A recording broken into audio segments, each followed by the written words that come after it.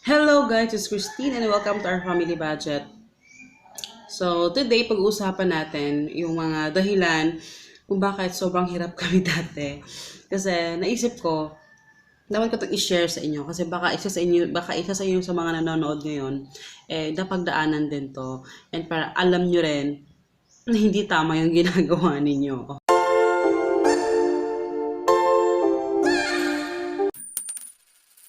Okay? And, ayun. So, kung hindi pa kayo kung hindi pa kayo nakapag-subscribe, please to subscribe to our channel. Thank you lang yan. Nasa baba and notification bell para magkasama na tayo sa ating Our Family Budget. Okay? So, dito nag-ano ako ng mga 5 dahilan. Actually, maraming dahilan. Pero, ito yung siguro pinaka-major na ginawa namin dati na sobrang, So, sobrang hirap na hirap kahit gano'n bang ano yung sasahod namin, kahit gano'ng budget, wala pa rin. So, okay, let's start. So, ito yung mga reasons kung bakit kami sobrang hirap dati. O, as if naman ngayon, parang ano talaga. Pero, alam mo yung may improvement sa buhay, hindi ko claim talaga na sobrang pero alam mo yung contentment lang naman kasi talaga ng tao. Sobrang tayo nagsasalita, kumakain ako ng tawag dito, papaya. Hindi ka ganun kasarap. So, okay lang. Okay, unang dahilan. Wala kaming goal.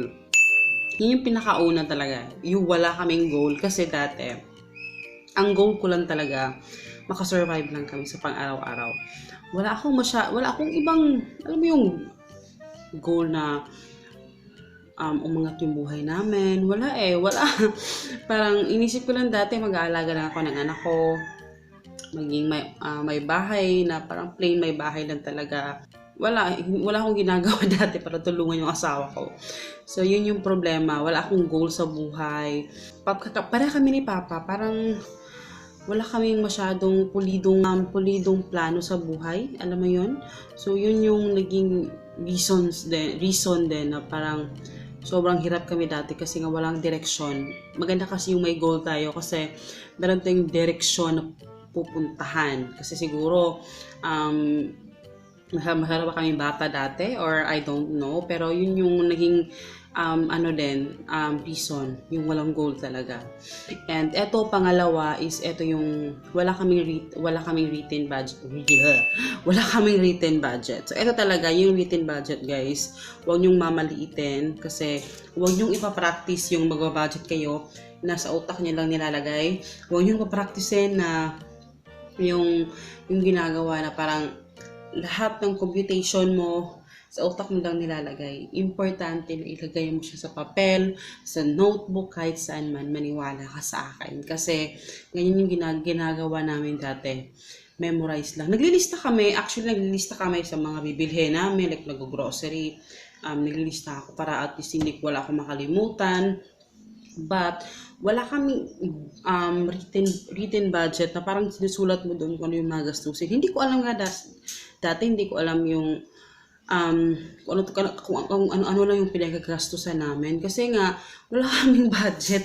Hindi ko sinusulat. So, napaka-importante. So, wag niyong i-underestimate yung pagsusulat talaga. Importante na may written budget.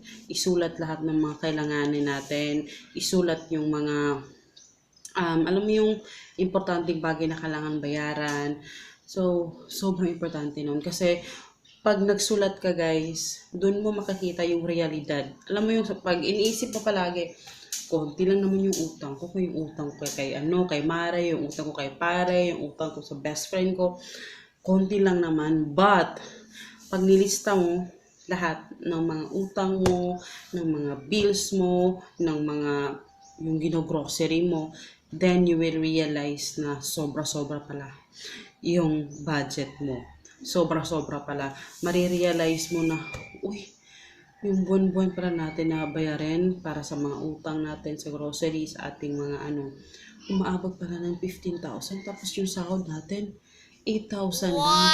Then mo marirealize na, kaya pala tayo utang ng utang kasi yung sahod pa lang natin hindi na kayang gustusan yung mga ginagastos natin sa pangbuwanan o natin kinsenas, 'di ba?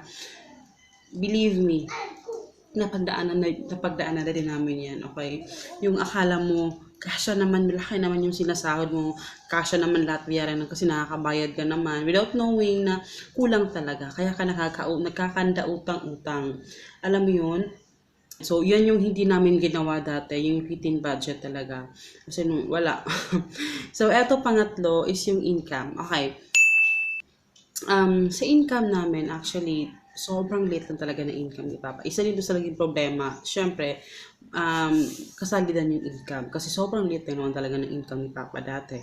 And, one time nga, nung wala pa kaming anak, alam niyo bang si Papa, dinadalhan na ako dati ng 20 pesos pag uwi. So, ganon. Dumating kami sa point na ganon. And, alam niyo bang si Papa dumating sa point na nag-construction worker na siya. Ang dami naming napagdaanan sa buhay and sobrang wala kang choice kasi kung yan lang yung income mo, yan lang talaga so wala mo i-budget yan. So, paano mo susolusyonan yung income na yan, 'di ba? Kasi isa rin siya sa reason kung bakit taghirap talaga dito sa Pilipinas. Yung ang pinaka solve lang naman talaga kung maliit yung income. Kasi syempre wala kang choice, 'di ba? Kailangan mo magtrabaho. Hindi madaling maglipat ng mas magandang trabaho, 'di ba? Kung yan lang yung talagang trabahong nakukuha mo at yung sahod. Ang solusyon lang talaga dyan is syempre mag-supplement ka ng ibang income. Yun lang talaga, walang ibang ano. At syempre walang ibang gagawa nun kundi tayong mga may bahay or kung yung tatay yung nasa bahay, tayong may tatay. Hindi tayong mga ama na nasa bahay, nasa tahanan.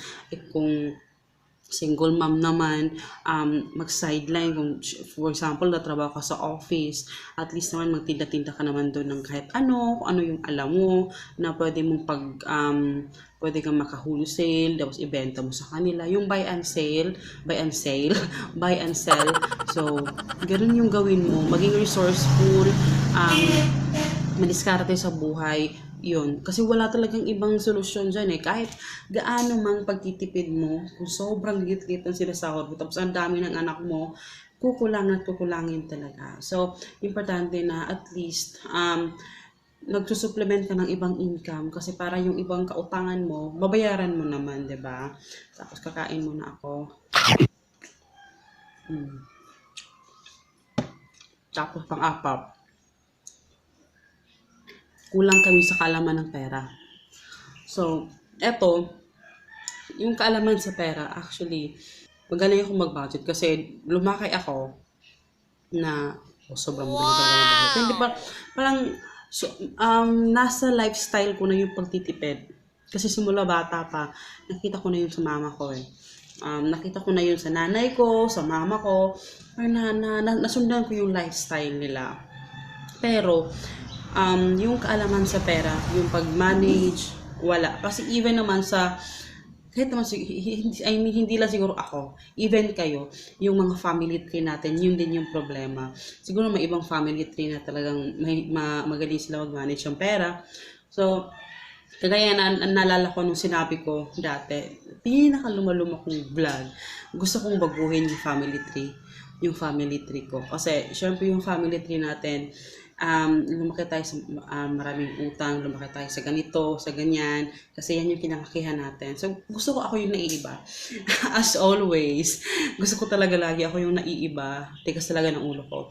So, kasi naghahanap ako palagi ng palagi may question sa utak ko na, baka may mas better pa dito. Baka may mas pa. Ganun yung personality ko, guys. So, 'di ba? So, sa mga sinasabi ko, pa nakakilala niyo na rin ako.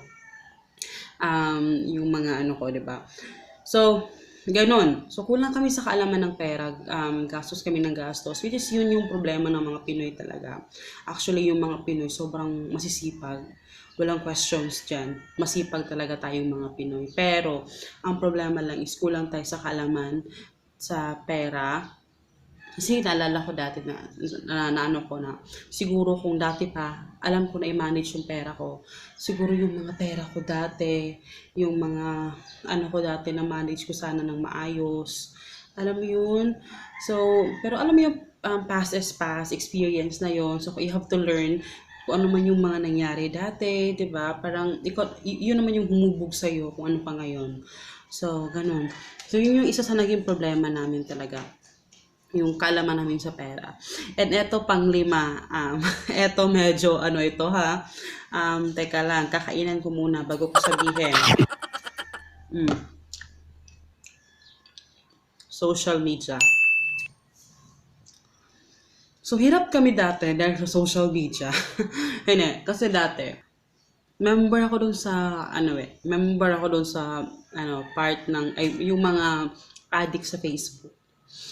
Member ako doon dati, guys. Pag binabalikan ko yung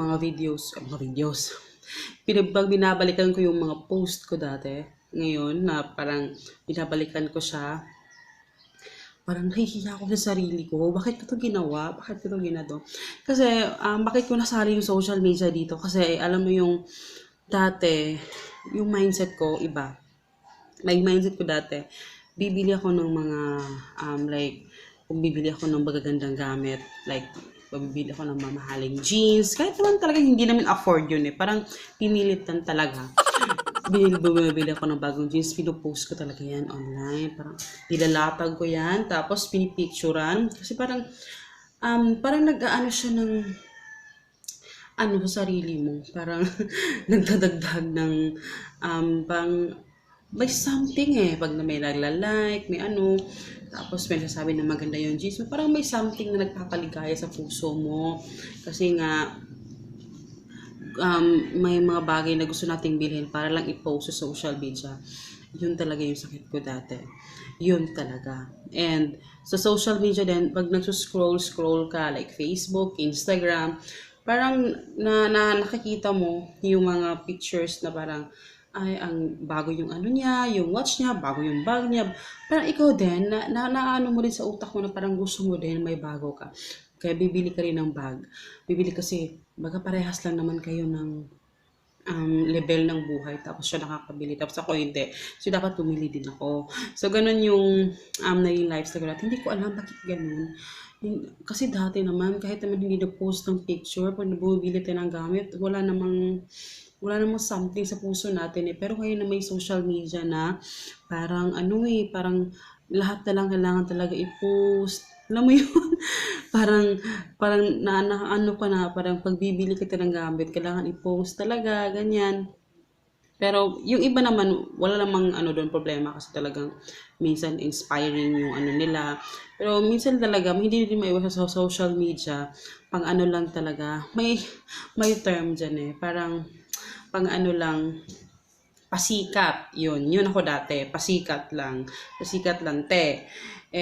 Yun yung naging problema ko. So, buti na lang, nung nagising ako sa katotohanan, medyo na ako. Alam nyo bang, ngayon wala akong Facebook sa cellphone ko.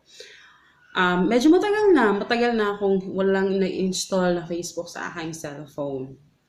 Kasi every time nakaka-addict yung Facebook, every time na nagsuscroll ka, parang gusto mo pang, hindi ka natatapos, parang gusto mo pang tingnan ko ano pa yung nasa baba. Kaya medyo wala akong nagagawa sa buhay ko, parang wala. So, matagal na uninstalled yung Facebook ko. So, pero nag-Facebook pa rin ako, kasi syempre nag-post ako sa aking Facebook page. And, well, nag-Facebook talaga ako. Pagdindingnan ko yung mga happenings sa aking pamilya, sa aking mga friends. Nag-Facebook pa rin ako. Pero, doon na sa website. Sa website ako pumupunta. Hindi talaga yung application na mabilis kong makita, mabilis kong i-open. So, ayun.